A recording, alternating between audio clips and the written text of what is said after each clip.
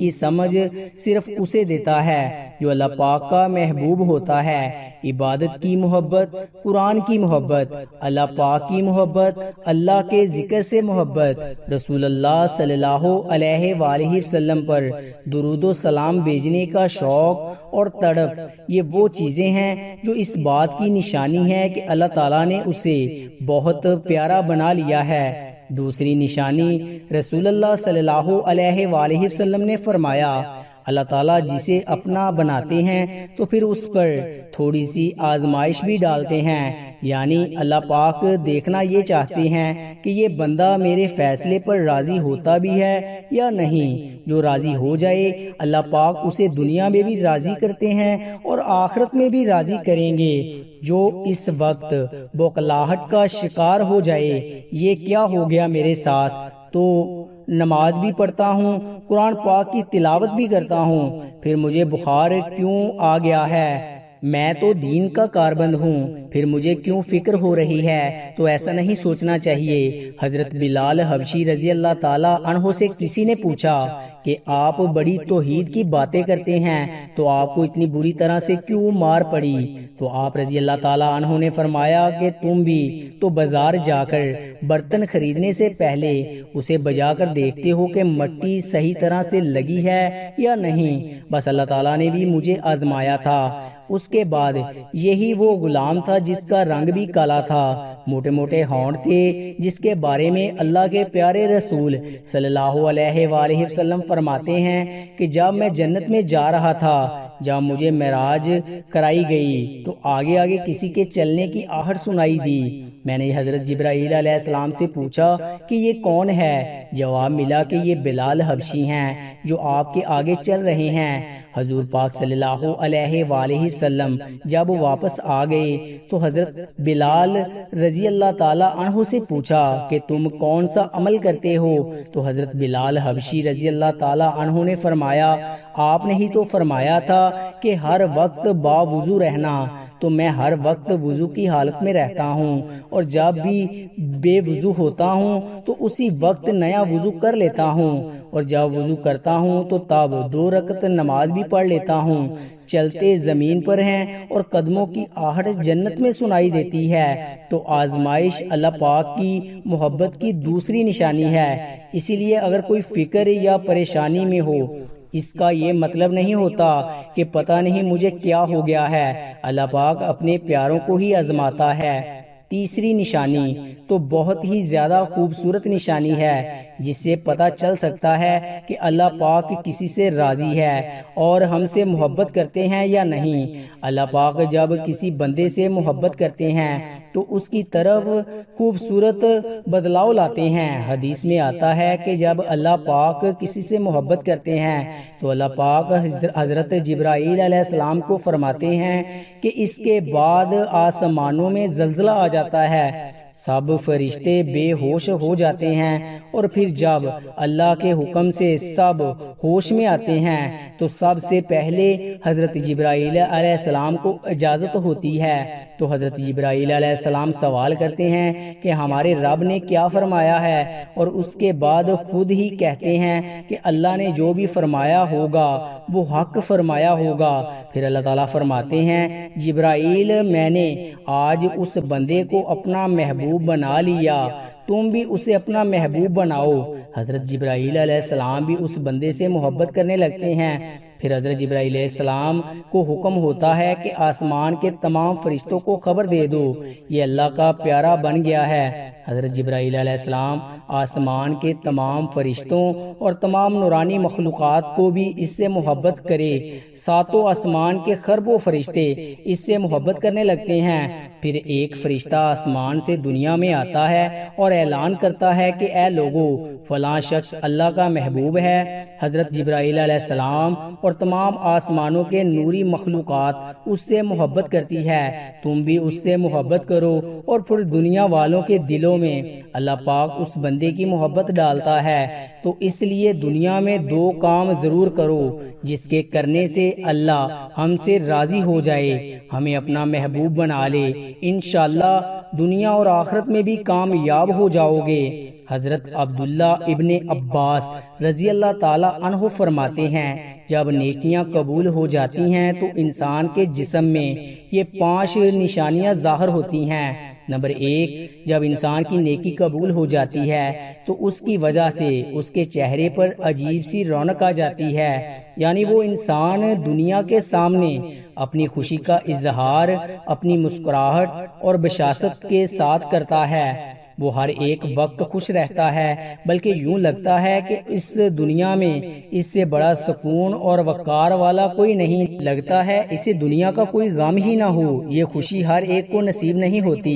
Number 2، اس کا دل روشن ہو جاتا ہے، یعنی وہ ہر وقت اللہ کے وعدوں پر امید رکھتا ہے، اس کے پاس کچھ ہو یا نہ ہو، لیکن اس کے دل میں اتنی خوشی ہوتی ہے کہ اس کو کوئی بھی پرواہ نہیں ہوتی۔ اور یاد رکھنا کہ امیر انسان مال سے نہیں بنتا، بلکہ امیر ہمیشہ دل سے بنتا ہے۔ حضرت علی رضی اللہ تعالیٰ عنہ فرماتے ہیں دولت مٹی کی طرح ہے اور مٹی کو پیر کے نیچے رکھنا چاہیے، اگر سر پر چڑھاؤ گے تو وہ قبر بن جائے گی اور قبر زندہ لوگوں کے لیے نہیں ہوتی۔ نمبر 3، جب کسی کی نیکیاں قبول ہو جاتی ہیں تو اس کے جسم میں نیکی کی طاقت آ جاتی ہے اور شیطان اسے گمراہ نہیں کر سکتا۔ شیطان سے بچنے کی قوت اللہ تعالیٰ اس کے جسم میں پیدا کر دیتا ہے۔ نمبر 4، وہ اپنے مال و دولت میں فراوانی پیدا کرتا ہے، یعنی اللہ اس کے رزق میں برکت پیدا کرتا ہے۔ وہ چاہے لوگوں پر کتنا بھی خرچ کرے، ضرورت مندوں کو کتنا بھی بانٹے، اس کی دولت میں کمی نہیں آتی۔ حضرت علی رضی اللہ تعالیٰ عنہ فرماتے ہیں نصیب کا رزق انسان کو ایسے تلاش کرتا ہے جیسے مرنے والے کو اس کی موت۔ نمبر 5، لوگوں کے دلوں میں اللہ اس کی محبت پیدا کر دیتا ہے، یعنی جب اللہ اپنے بندے سے خوش ہوتا ہے تو اس وقت اس کی محبت لوگوں کے دلوں میں پیدا کر دیتا ہے۔ ناظرین، اب ہم آپ کو بتاتے ہیں کہ عورت کی ذمہ داریاں کیا ہیں۔ حضرت علی رضی اللہ تعالیٰ عنہ نے فرمایا عورت کی سب سے بڑی ذمہ داری کیا ہے؟ حضرت علی رضی اللہ تعالیٰ عنہ کی خدمت میں ایک شخص آیا اور دستے ادب کو جوڑ کر عرض کرنے لگا، یا علی، میری بیوی میرے گھر کا کام صحیح نہیں کرتی، نہ میرے کپڑوں کی دیکھ بھال کرتی ہے، نہ گھر کی صفائی ٹھیک طرح سے کرتی ہے، تو کیا میرا ڈانٹنا غصہ کرنا صحیح ہے؟ بس یہ کہنا تھا تو حضرت علی رضی اللہ تعالیٰ عنہ نے فرمایا، اے شخص، کس نے کہا کہ تمہاری بیوی پہ تمہارے گھر کا کام واجب ہے؟ یاد رکھنا، اسلام نے عورت کی عزت کو جتنا بلند کیا ہے اتنا کسی مذہب نے نہیں کیا۔ میں نے اللہ کے رسول صلی اللہ علیہ وآلہ وسلم سے سنا کہ عورت کی سب سے بڑی ذمہ داری یہ ہے کہ وہ اولاد کی اچھی پرورش کرے اور وہ اپنی اولاد کا خیال رکھے، لیکن اگر اپنی اولاد کی پرورش کرنے کی اجرت شوہر سے مانگنا چاہے تو وہ بھی مانگ سکتی ہے۔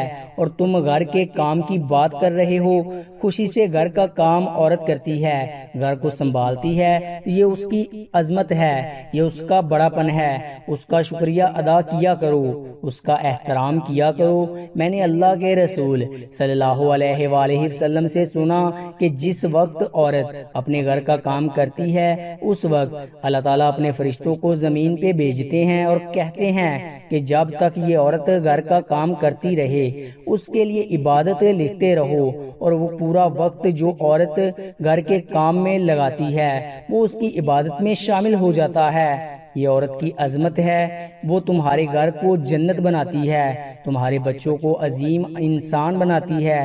لیکن اگر کوئی عورت پر ظلم کرے، گھر کے کام کی وجہ سے اسے ٹوکتا رہے، اس پہ ظلم کرتا رہے، تو روز محشر میں اللہ تعالیٰ اس انسان کو گدھے کی شکل میں اٹھائے گا اور دوزخ کا ایک دروازہ ان کے لیے کھولا جائے گا اور یہ کہا جائے گا کہ یہ وہ انسان ہے جنہوں نے اپنی ہی عورتوں پہ ظلم کیا، ان کو حقیر سمجھا، ان کو غلام سمجھا۔ ناظرین، اب ہم آپ کو بتاتے ہیں کہ حضرت علی رضی اللہ تعالیٰ عنہ نے فرمایا کہ گھر میں عورت کا رونا کیسا ہے، عورت پہ ظلم کرنے کی کیا سزا ہے۔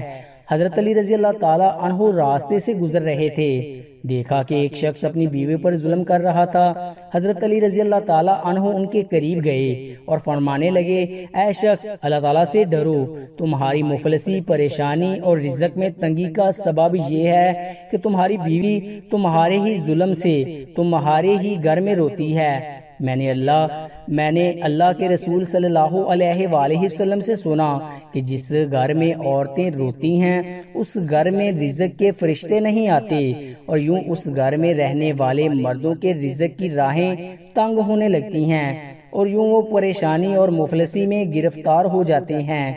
یاد رکھنا، اللہ نے اولاد مرد کی تقدیر اور دولت عورت کی تقدیر میں لکھی ہوئی ہے۔ اگر تم یہ چاہتے ہو کہ تمہارے رزق میں فراوانی ہو اور عزت، شہرت، دولت دن بہ دن بڑھتی جائے تو اپنے گھر میں اپنی عورتوں کا خیال رکھو، انہیں خوش رکھو۔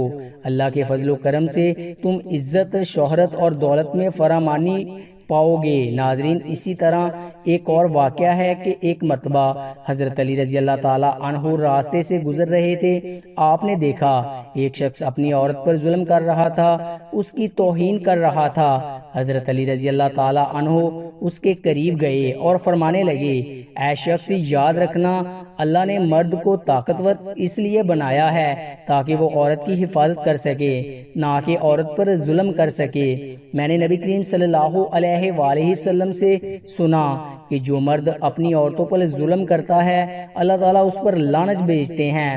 تو اس نے کہا، یا علی، میرے نکاح میں ہے، تو میں اس سے جو بات کہتا ہوں یہ میری بات نہیں مانتی۔